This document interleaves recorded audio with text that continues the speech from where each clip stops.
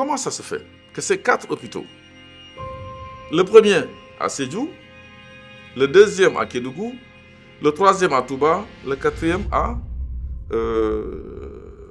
Kaffrine, à quel prix? 95,7 milliards pour les 4 hôpitaux. Signé dans un bureau entre Macky Sall et la société SAS Ellipse Project de Neuilly-sur-Seine, de la rue Le Jour se lève à Neuilly. Gré à gré. Et pire également, on l'appelle OSN, offre spéciale négociée. Ça, on doit le clarifier. Mais le dernier crime que je trouve économique et financier, c'est lorsque vous avez perdu le pouvoir le 24 mars. Ce que vous n'avez jamais voulu, je n'ai pas pu, jamais, parce que vous avez eu 15 000 milliards d'emprunts et ce que nous avions en recette interne. Vous n'avez pas pu amener de l'eau potable à Touba. Je prends cette zone parce qu'ils ont des problèmes d'eau. Vous n'avez pas voulu le faire. Et vous attendez de perdre le pouvoir pour signer en catimini un contrat avec une société Aqua Power pour le dessalement de l'eau, de gré à gré, avec harcèlement de la société SONES, dans le conseil d'administration, j'ai le PV, tout ce qui s'est passé, pour leur donner un contrat de 459 milliards. 459 milliards, gré à gré, en période suspecte. Vous savez la période suspecte en matière de période d'observation, lorsqu'une société est en difficulté financière. Le juge, pendant cette période, tout ce qui a été fait doit être annulé, parce que c'est suspect.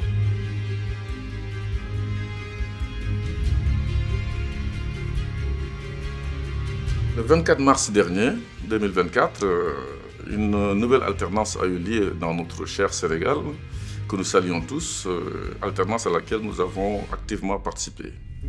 Et nous saluons vraiment la maturité du peuple sénégalais, de l'armée également, qui n'est pas intervenue. Et nous savions que le Sénégal avait besoin d'une rupture et non d'un changement. La paix étant, disons, la denrée la plus rare, et la première richesse du Sénégal, ce n'est pas le pétrole, ce n'est pas le diamant, ce n'est pas l'or, mais la paix. Et la paix est revenue. Nous saluons vraiment ce revirement spectaculaire et que tout le monde a salué. C'est quelque chose que nous saluons également et nous sommes dedans. Alors, les 100 premiers jours du président Bassirou Diomaye Faye, avec la coalition Diomaye Président, il y a de la rupture, il y a des actes qui sont posés. Parce que quand un régime se met en place, surtout en Afrique, il faudra faire l'état des lieux. Alors, nous savons que la taille du gouvernement a été rétrécie. Ça concourt dans le cadre de la rationalisation des moyens de l'État. 25 ministres, c'est quand même du jamais vu. Les 5 secrétaires d'État, je pense.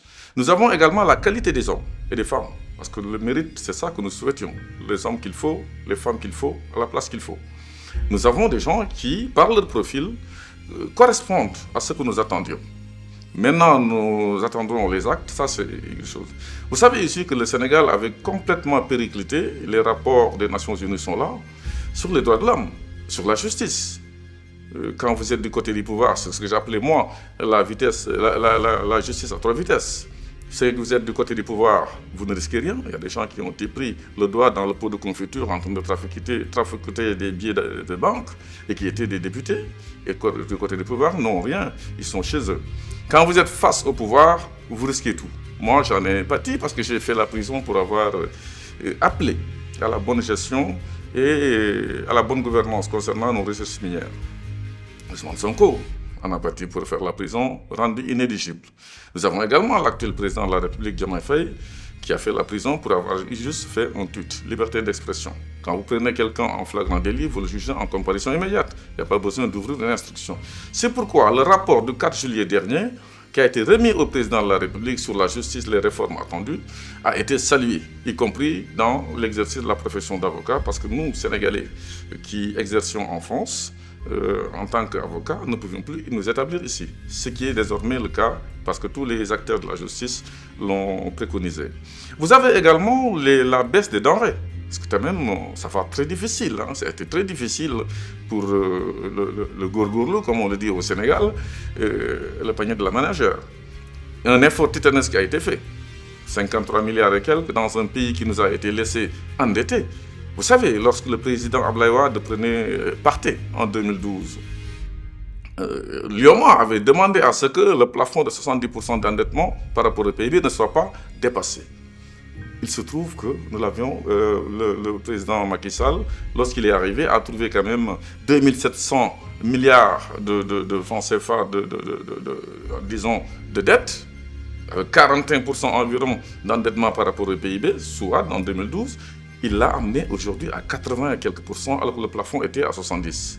Ce qui fait que ce qui lui était possible et facile de faire en baissant les prix, en s'endettant à nouveau de 41% à 70%, ce ne fut pas le cas avec l'arrivée de Diomaye Faye, qui a trouvé que le plafond était atteint. Donc il n'y a pas de marge de manœuvre. Donc difficile de toucher parce que tout est importé.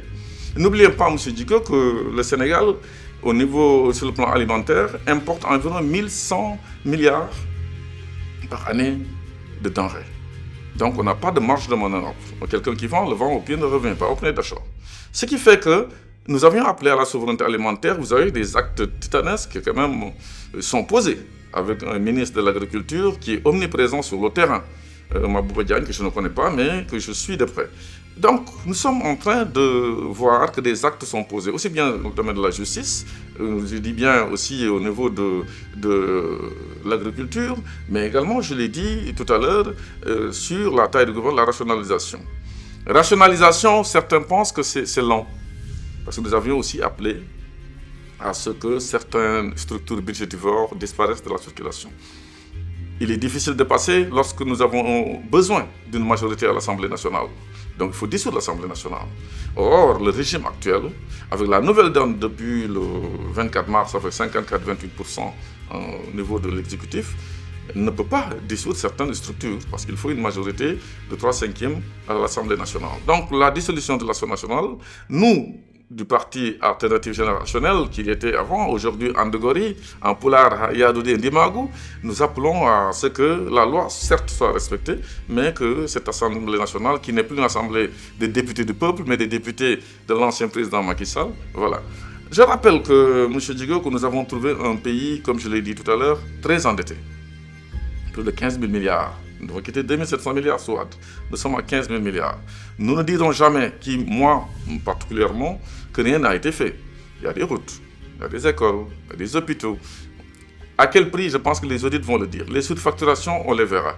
Et tout ce qui a été fait sur la mauvaise gouvernance, il faut que ce soit derrière nous. Vous regardez à Timbourkat, nous avons aujourd'hui 9 personnes qui s'accaparent de 1104 parcelles. On ne sait pas comment. Et le rapport a été très précis.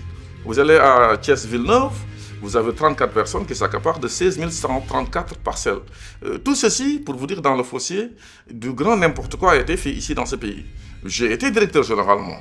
J'ai manié des deniers publics à hauteur de plus de 100 milliards. Mais je pense qu'il ne m'a pas été reproché des détournements ou de surfacturation ou des choses de ce genre. Nous étions ici pour l'honneur, pour la dignité, mais également pour notre pays et non pour nos privilèges.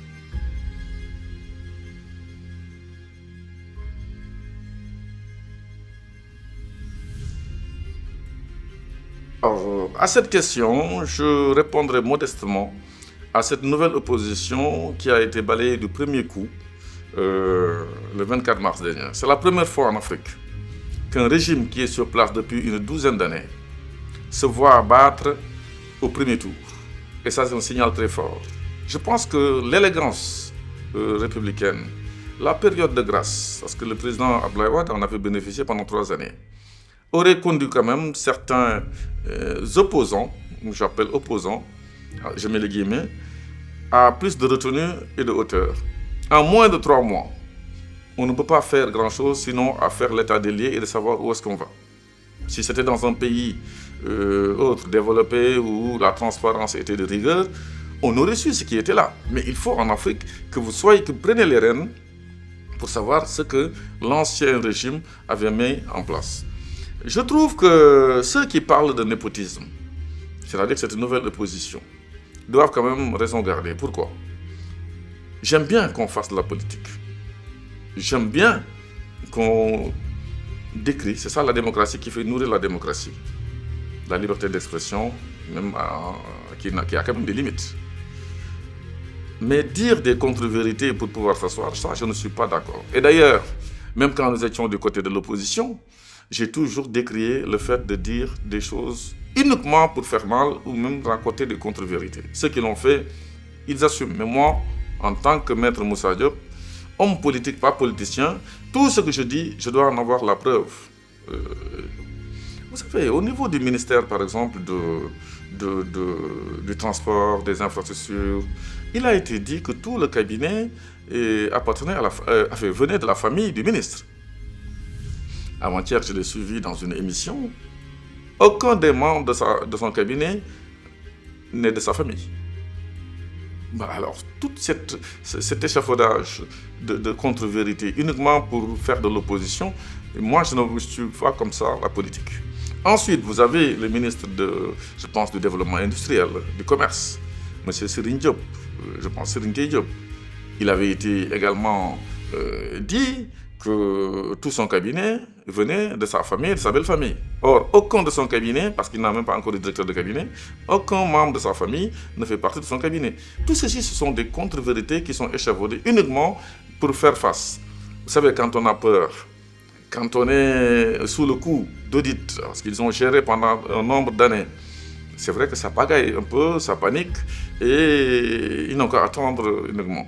Quant aux autres, qui étaient pour la rupture, prétendue rupture, ceux qui étaient pour le départ du président Macky Sall, avec tout ce qu'il a fait dans ce pays, aussi bien en bilan positif que négatif, et surtout sur le bilan immatériel, je ne vous fais pas de leçons ou de dessins. Je pense qu'il faut d'avoir un peu de retenue. Occupons-nous de l'essentiel. On vous montre le ciel, vous regardez mon doigt. C'est ça que je vois aujourd'hui. Parce que nous ne sommes pas des détaillants, nous sommes des grossistes, nous avons des choses importantes à faire et dans ce pays, tout est prioritaire. S'occuper de sacs de la première dame, je pense que pour quelqu'un qui se prend pour un homme politique d'envergure, c'est des détails. Je pense que ça, c'est juste un exemple que je prends. J'ai beaucoup de respect pour certains. Je ne donnerai pas de nom, mais vous avez une idée précise de ce que je veux dire. Quant aux autres, je pense que nous allons vers des élections législatives. Ils ont été députés par leur passé. Et donc, il faut faire du bruit. Faire de l'effervescence. Préparer, parce que le 31 juillet, à partir du 31 juillet, risque de dissolution de l'Assemblée nationale. 2 ans d'existence. Et c'est pourquoi je demande uniquement à cette opposition, grosso modo, d'avoir un peu de retenue et de prendre la hauteur. Maintenant, ceux qui n'auront rien fait pendant leurs 12 ans de magistrature sous le président Macky Sall, le président de la République l'a dit. Je ne suis pas dans la chasse aux sorcières. Et je ne suis pas dans les règlements de compte. Je suis dans la reddition des comptes. Et j'ai toujours appelé à la reddition des comptes. C'est pourquoi, parmi les actes également posés, je termine par là sur la première question, nous avons l'appel du président de la République à ce que tous les rapports, tout avec un grand T, soient publiés pour que le peuple souverain puisse savoir qu'est-ce qui s'est passé. Rapport de la Cour des comptes, on a commencé, et moi, j'en profite pour demander à la Cour des comptes, qui s'est arrêtée à 2020, parce que le président de la République a demandé à ce que tous les rapports de 2019 à 2023 soient publiés. Là, je demande encore, et d'ailleurs, comme l'a fait Birahim Seck du Forum civil, que tous les rapports soient publiés. Parce que 2021, 22, 23 ne sont pas encore publiés au niveau de la Cour des comptes. On a besoin de savoir. Les rapports également de l'IGE, c'est important, M. Djigo. Quand on dit tout, tous les corps de contrôle. L'IGE a fait des rapports, dont un rapport qui a permis à Franck Timis d'avoir ces blocs dans des conditions nébuleuses. Ce rapport 94/2012 du 21 septembre 2012 accable gravement le président Macky Sall. Ce rapport de l'IGE dit que Macky Sall ne doit jamais, au risque de tomber dans la haute trahison, donner ces blocs à Franck Timis qui n'avait ni l'expertise, ni les moyens, qui n'a même pas déposé de dossier à Petrosen. Alors comment il a pu ces 2 dossiers?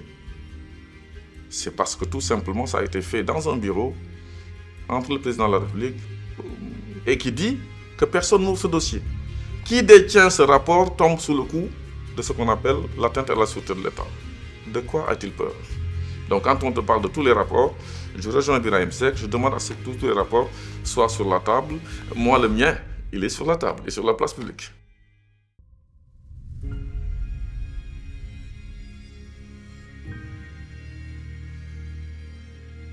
J'ai toujours été innocent sur certaines choses. Dans ce rapport, d'ailleurs, qui est là, M. Djigo, je pense que c'est visible. Dans ce rapport, vous ne trouverez à aucun moment.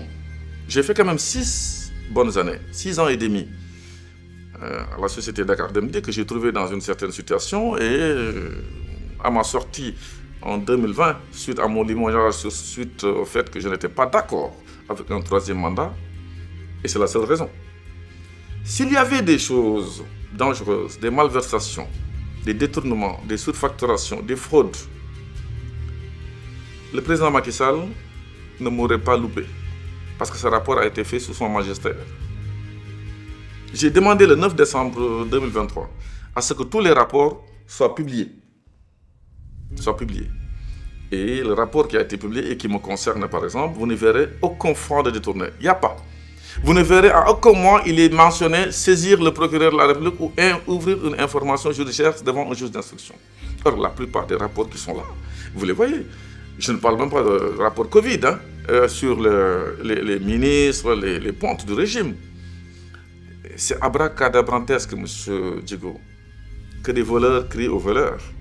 Quand nous voyons aujourd'hui le beau-frère du président de la République, ministre de 2012 jusqu'au départ du président Macky Sall, et pour mérite d'être de la famille, qui attrait en justice ceux qui le critiquent, alors que le rapport sur la Covid dit clairement qu'il y a eu une surfacturation de plus de 2,7 milliards sur le riz, alors qu'il était le ministre, lui pointe le doigt sur son DAGE. Mais le DAGE, qui le fait actionner, qui le fait bouger, c'est le ministre qui est responsable. Alors, il est dedans. Moi, je le répète. L'affaire frère, l'ancien Premier ministre Mimi Touré, que je salue au passage, et je lui apporte tout mon soutien. Et je demande deuxièmement que la justice aille plus loin, parce que Mme Mimi Touré s'est basée sur un rapport de magistrat. Concernant Dakar Dem Dik, que me reproche-t-on? Si on ne me reproche pas de malversation financière, de détournement, de fraude, de surfacturation. On me reproche par exemple, sur autorisation du conseil d'administration, qui est mon contrôleur immédiat, d'avoir donné par exemple 3 billets pour le pèlerinage à la Mecque, sur autorisation du conseil d'administration, de l'avoir validé. On me reproche d'avoir acheté des véhicules pour nos cadres. Vous savez, quand on m'a amené à Dem Dik, tout le monde le savait, c'était pour moderniser le transport public au Sénégal. Le Sénégal Dem Dik en est un exemple. L'Afrique Dem Dik en est un exemple. Les lignes interrégionales ou bien même régionales sont là. Nous avons le Yangarta dans le Fouta, le FESDEM dans Thiès, et nous allons même créer le Casamance Ila Oudjam, je pense que ça s'appelle comme ça. Pour vous dire qu'il y avait des navettes. Aujourd'hui, on a créé également le Yangarta en mode Kédougou. Tout c'est pour vous dire qu'il faut moderniser et dans la sécurité, le confort.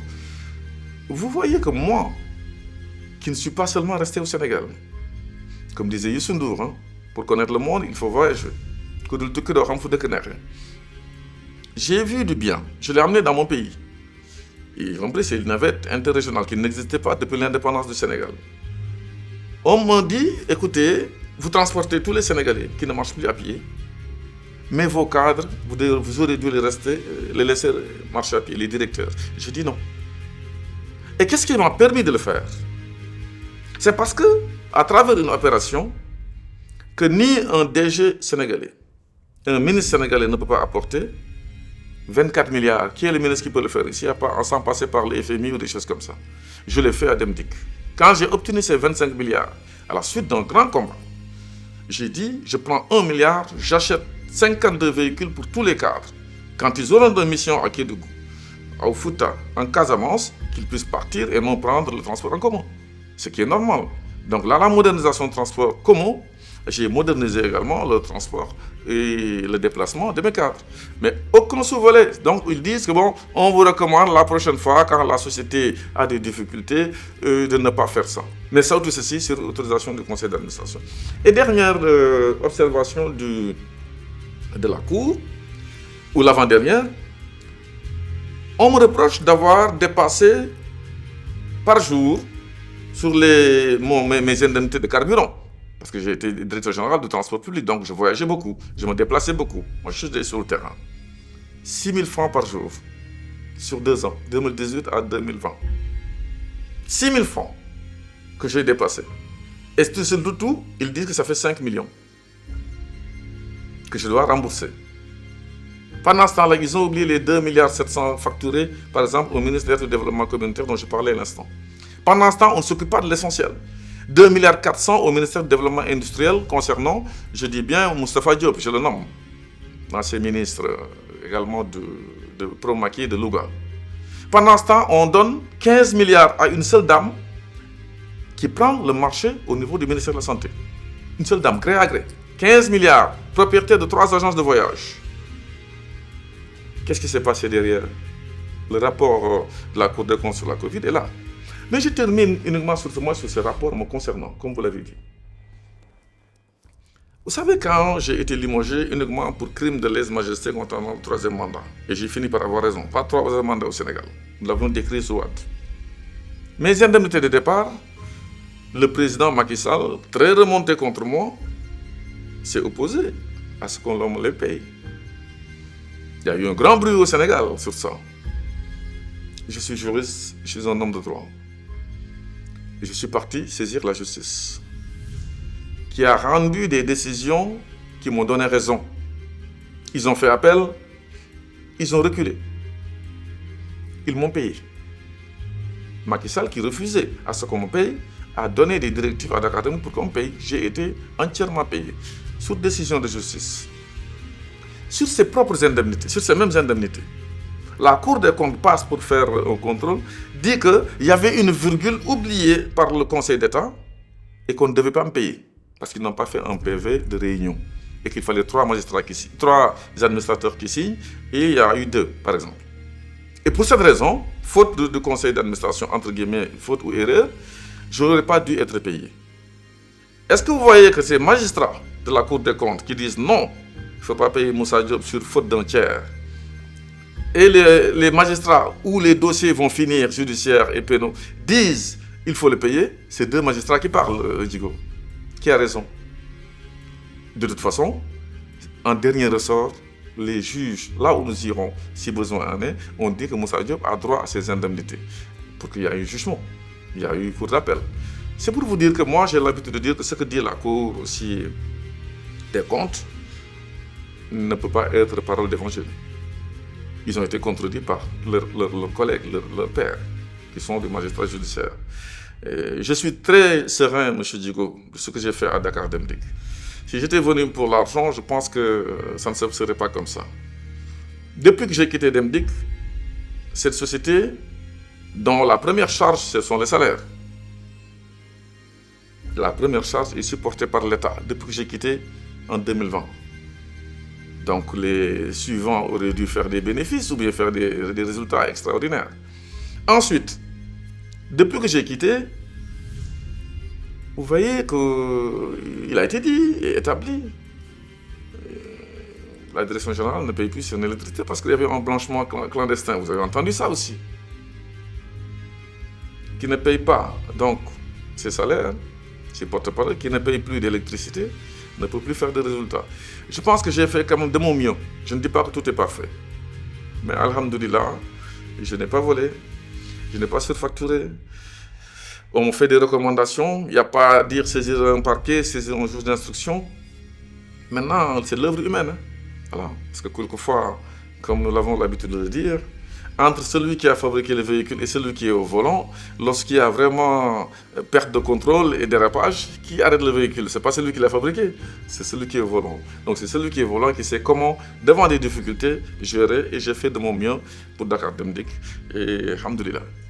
J'ai dit, et j'ai l'habitude de dire, pour ceux qui me connaissent, je n'ai pas d'amis en politique, j'ai des compagnons. Et ces compagnons doivent aimer ce pays. C'est ça qui fait que nous sommes dans une formation, nous sommes ensemble dans une coalition. Tout le monde sait que Macky Sall était quelqu'un que j'ai adoré beaucoup, pour ne pas dire aimer.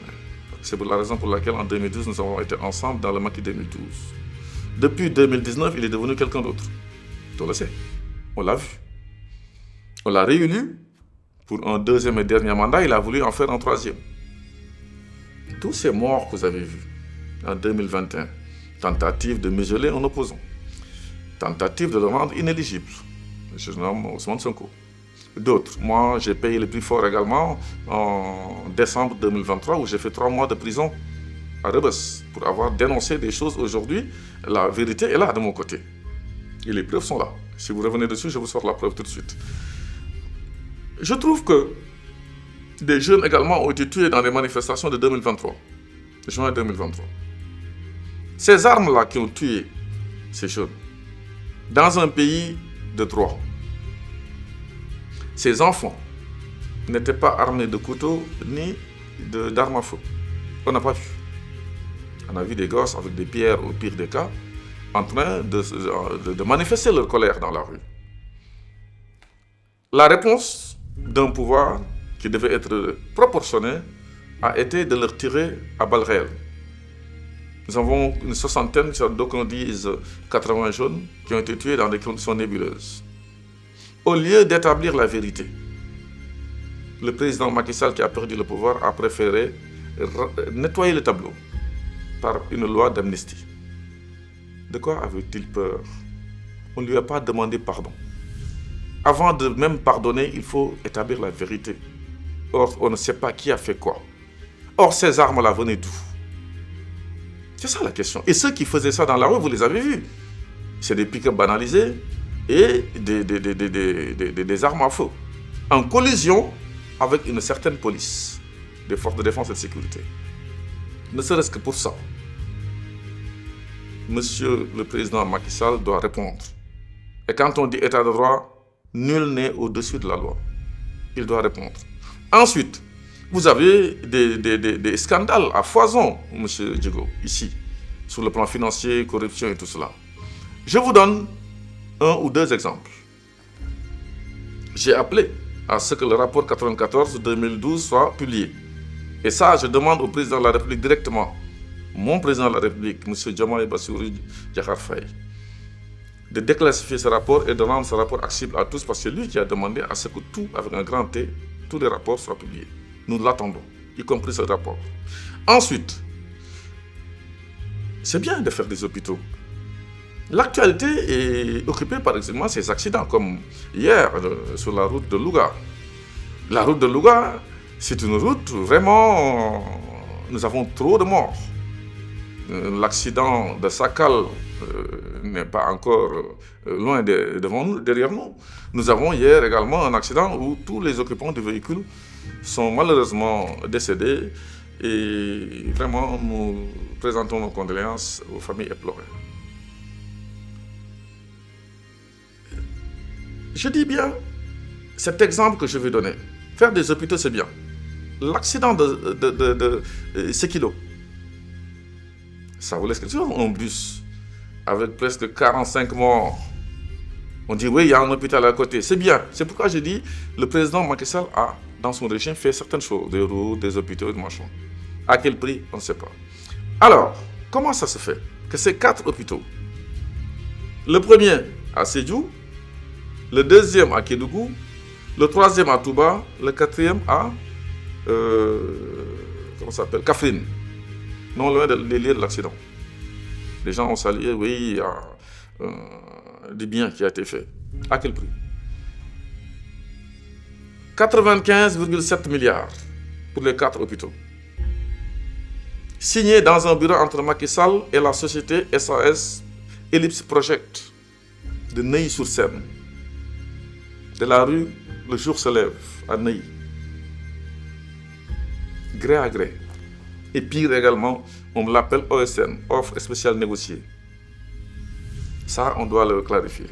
Mais le dernier crime que je trouve économique et financier, c'est lorsque vous avez perdu le pouvoir le 24 mars. Ce que vous n'avez jamais voulu, je n'ai pas pu, jamais, parce que vous avez eu 15 000 milliards d'emprunts et ce que nous avions en recette interne. Vous n'avez pas pu amener de l'eau potable à Touba. Je prends cette zone parce qu'ils ont des problèmes d'eau potable. Vous n'avez pas voulu le faire. Et vous attendez de perdre le pouvoir pour signer en catimini un contrat avec une société Aquapower pour le dessalement de l'eau, de gré à gré, avec harcèlement de la société SONES, un conseil d'administration, j'ai le PV, tout ce qui s'est passé. pour leur donner un contrat de 459 milliards. 459 milliards, gré à gré, en période suspecte. Vous savez la période suspecte en matière de période d'observation, lorsqu'une société est en difficulté financière. Le juge, pendant cette période, tout ce qui a été fait doit être annulé parce que c'est suspect.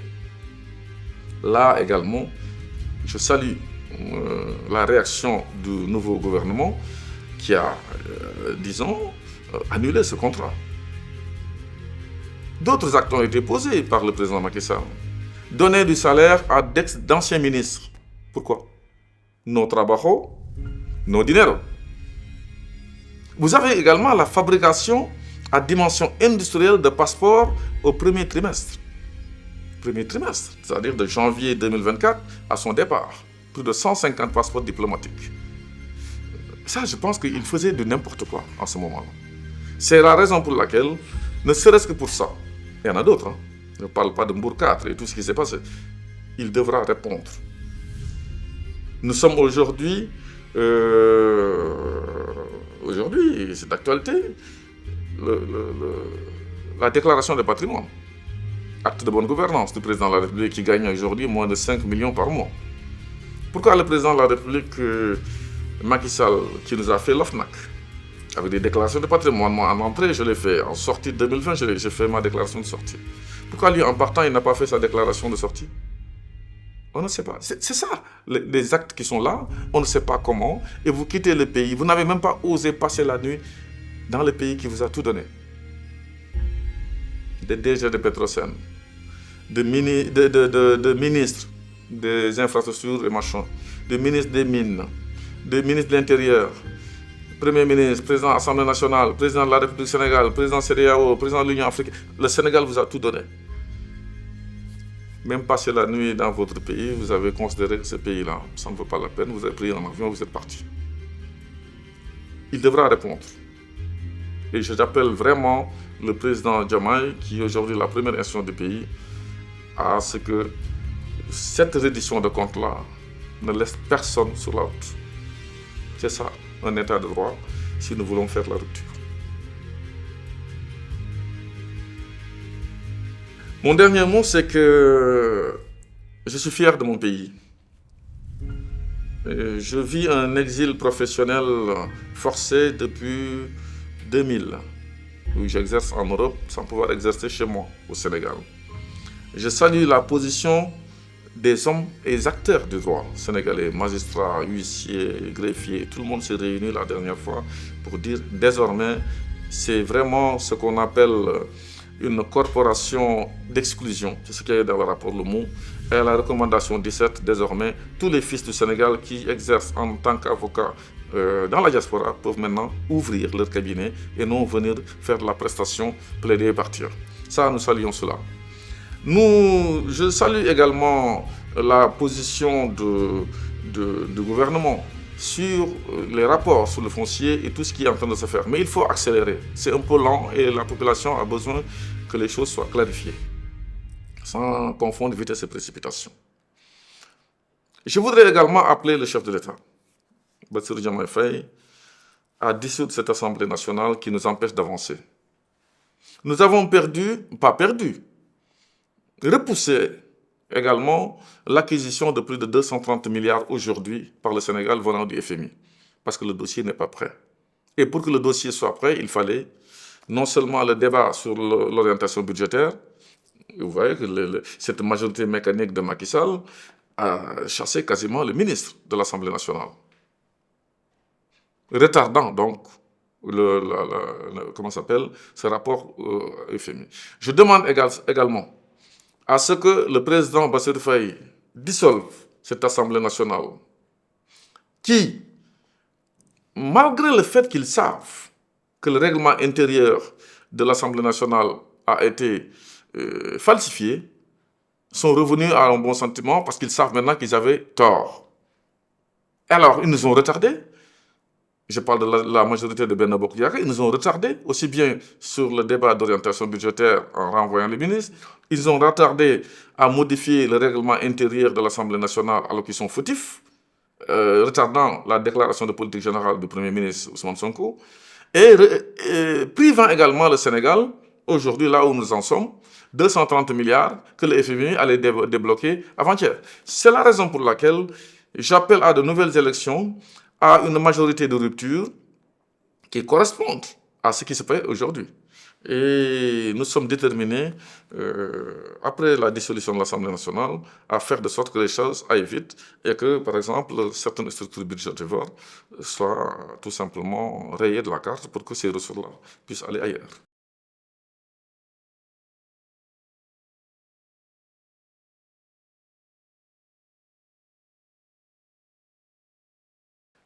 Je pense que je n'ai encore rien fait au Sénégal à part être au service des Sénégalais, parce que je ne travaillais pas pour le président Macky Sall, mais pour le peuple sénégalais. C'est la raison pour laquelle j'ai pu m'opposer à lui en disant que le peuple sénégalais ne voudrait pas troisième mandat.